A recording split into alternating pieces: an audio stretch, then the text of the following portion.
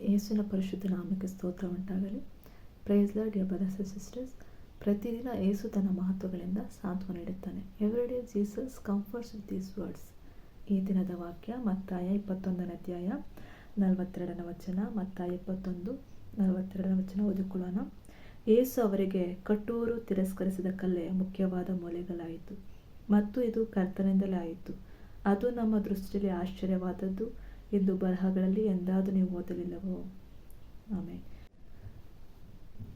ಯೇಸು ಕ್ರಿಸ್ತನು ಸಹ ನಮಗಾಗಿ ಬಂದಿದ್ದಕ್ಕೆ, ನಮ್ಮ ಪಾಪಗಳಿಗಾಗಿ, ನಮ್ಮ ಶಾಪಗಳಿಗಾಗಿ, ನಮ್ಮ ರೋಗ ಬಡತನಕ್ಕಾಗಿ, ನಮ್ಮನ್ನು ಯಾರೆಲ್ಲ ತಿರಸ್ಕಲ್ಪಟ್ಟಿದ್ದಾರೆ ಪ್ರತಿಯೊಂದು ವಿಷಯಗಳನ್ನು ದೇವರು ನೋಡಿ ನಮ್ಮನ್ನು ಇದೆಲ್ಲ ಮಾಡುವಾಗ, ಪಾಪದ ಜೀವಿತ ನಡೆಸುವಾಗ ಪಾಪ ಕೊಡುವಂಥ ಸಂಬಳ ಮರಣವಾಗಿದೆ.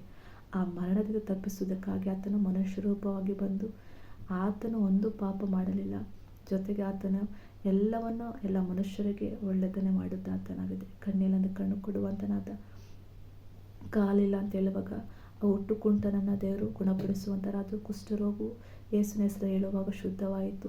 ಆದರೂ ಅಲ್ಲಿರುವಂಥ ಪರಿಸರ ಸದ್ದುಕಾಯರು, ಶಾಸ್ತ್ರಿಗಳು, ಅನೇಕ ಅಧಿಕಾರಿಗಳು, ರಾಜರುಗಳೆಲ್ಲ ಸೇರಿ ಆತನ ಶಿಲುಬೆ ಹಾಕು ಎಂಬುದಾಗಿ ಅದು ಕೇಳಿಕೊಳ್ಳುವರಾದರು.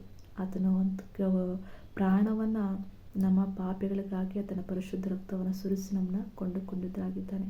ಈ ದಿನಗಳಲ್ಲಿ ದೇವರು ನಾವು ಯಾವುದಕ್ಕೂ ಬಾರದವರು, ಯಾವ ಲೆಕ್ಕ ಇಲ್ಲದವರು, ಗಣನೆಗೆ ಬಲಹೀನರು, ಜ್ಞಾನ ಇಲ್ಲದವರು, ಅವಿವೇಕಿಗಳಾದಾಗಲೂ ದೇವರು ಯೇಸುವಿನ ಹೆಸರನ್ನು ನಮ್ಮನ್ನು ಆರಿಸಿಕೊಂಡಿರುತ್ತಾರಾಗಿದ್ದಾರೆ. ಹೇಗೆ ಆತನು ಎಲ್ಲ ಒಳ್ಳೆಯದನ್ನು ಮಾಡುವಾಗ ಎಲ್ಲ ತಿರಸ್ಕಲ್ಪಟ್ಟರಾದರು. ಆತನ ಮೇಲೆ ನಾವು ನಂಬಿಕೆ ಇಡುವಾಗ ನಿಜವಾಗಿ ನಾವು ಒಂದು ಮುಖ್ಯವಾದ ಮೂಲೆಗಳಾಗಿ ನಮ್ಮನ್ನು ಸಹ ದೇವರು ಆರಿಸಿಕೊಳ್ಳೋದಕ್ಕೆ ಸಾಧ್ಯವಾಗಿದ್ದಾರೆ. ದೇವರ ಯೇಸುವಿನ ಈ ದಿನದಲ್ಲಿ ಆತನ ಮಾತಿನ ಮೂಲಕ ನಮ್ಮ ಸಾಥ ನೀಡ್ತಾನೆ. ಆತನು ನಮಗೆ ಒಂದು ಮೂಲೆಗಳಾಗಿರಬೇಕು, ಬಹಳ ಫಲವನ್ನು ಕೊಡುವಂಥರಾಗಿರಬೇಕು ಎಂಬುದಾಗಿ ನೋಡುವಂತನಾಗಿದ್ದಾನೆ.